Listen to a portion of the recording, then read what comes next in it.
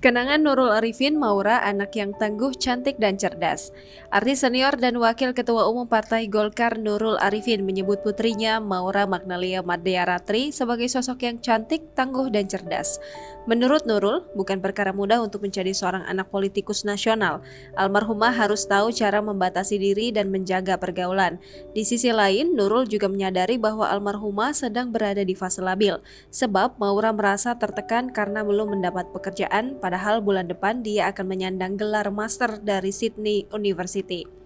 Atas dasar itulah, Nurul menilai tato Maura sebagai cara almarhumah untuk mengekspresikan diri dan keresahannya.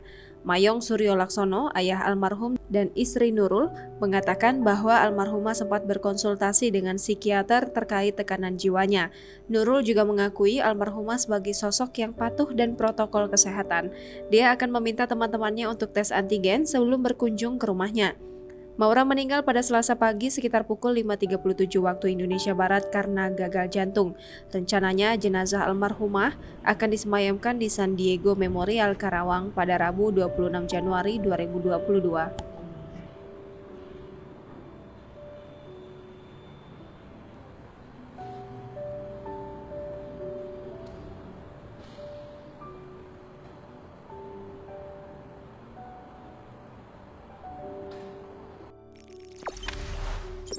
Jangan lupa subscribe, share, komen, dan like ya.